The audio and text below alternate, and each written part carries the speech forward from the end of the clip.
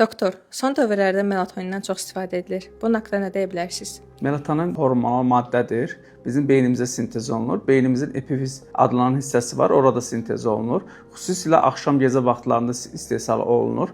Melatonin bizim sirkadian ritmimizi, yəni bioloji saatımızın tənzimlənməsində, gündəlik həyat fəaliyyətimizin tənzimlənməsində iştirak edir və ən əsası da bizim yuxu rejimimizin melatonin özü yuxu gətirilməsində iştirak edir.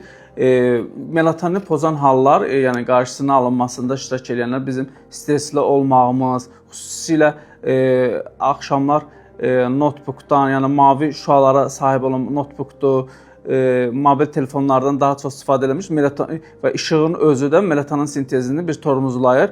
Melatonin eyni zamanda bizim dediyim kimi bioloji saatımızı tənzimləyir. Bədənimizə gedən hansısa bir hormonların iştirakını, sintezində iştirak eləyir. Xüsusən immun sistemin formalaşmasında və yuxu sikllərində iştirak eləyir. Bəzi insanlar yuxusuzluq hallarında melatonindən istifadə edirlər, çox miqdarda istifadə edirlər. Bu zaman beynin özündə xaricdən qəbul edildikdə melatonin beynin özündə bir tənbəlləşmə yaranır. Bu tənbəlləşmədə də melatonin sintezinə təsir göstərib azalma yarana bilər. Bu da insanın gündəlik həyat fəaliyyətinə təsir göstərir. Ona görə də həkim təyinatı olmadan, həkimin yazılı olmadan melatonin qəbul etməyə məqsədə uyğun hesab edilmir. Onu da qeyd edim ki, yaşlı şəxslərdə melatonin sintezində azalma baş verə bilir və bu hallarda və yaxud da jet lag sindromu deyirlər. İnsan saat fərqi olan, yəni bir saat qurşağını dəyişdikdə melatonini qəbul edə bilər.